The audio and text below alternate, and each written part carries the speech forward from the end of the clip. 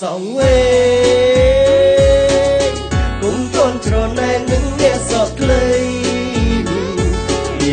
នារីសងវេគុំតន់អ៊ូណែននៅក្នុងហារតីចំរៀងបននេះបងសូមជាលួងចិត្តស្រីសងវែងសងខ្លីកាពិនគឺស្អាតទាំងអស់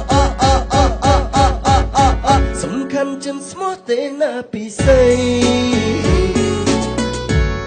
សក់អើយសងវែងដូចអូនសក់ឡើងរលូនដូចគេទើបចាក់ព្រេងបើចង់ដឹងរឿងជាក់ស្ដែងគួរឲ្យចង់លេងពេលគេនៅក្បែរពួកគេថែសម្បលែពិសេបានឲ្យជួយថែកូនរាល់ថ្ងៃបងចង់សួរក្រែងយើងដតីចង់បានសំថ្មីស្អាតដូចជាអូនអ្នកខ្លះគេថាស្រីពេលកាន់សំព្រៃព្រោះមិនចូលចិត្តចងចំណែកឯស្រោបនួនឡងសវែងប្រាក់ណូព្រោះមិនចូលចិត្តកាន់មិនកាន់មិនសំខាន់ទេអូនបងស្រឡាញ់អូនជាអូនកុំអារម្មណ៍ណាស្រមានស្ងួនជុំធ្វើឲ្យខ្លួនអាំងអន់ចិនដា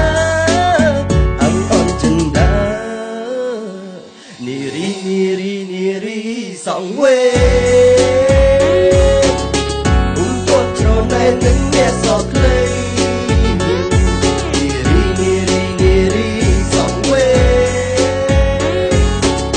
គុំតន់អ៊ូណែននៅក្នុងហារតីចំរៀងបននេះបងសូមជាលួងចិត្តស្រីសងវែងសងខ្លីកាពិនគឺស្អាតទាំង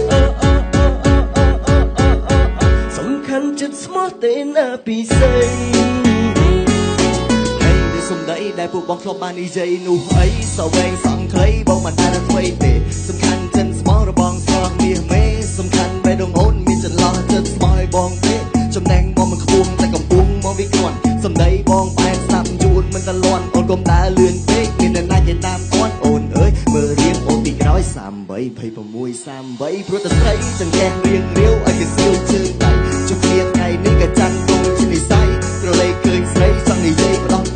គេចូលចិនកាន់តែអូនចូលចិនចងសអូនគុំរលងហើយឡើងវែងតាខ្នងមួយឆ្នាំកន្លងបរិរ័តសំដីចំរៀងបននោះផ្សាច់ជំនះសនខ្លីខំងប់តែខុសកំអន់ចិនគឺជាថ្មីព្រោះចំរៀងបននេះមកសម្រៀងជូនស្រី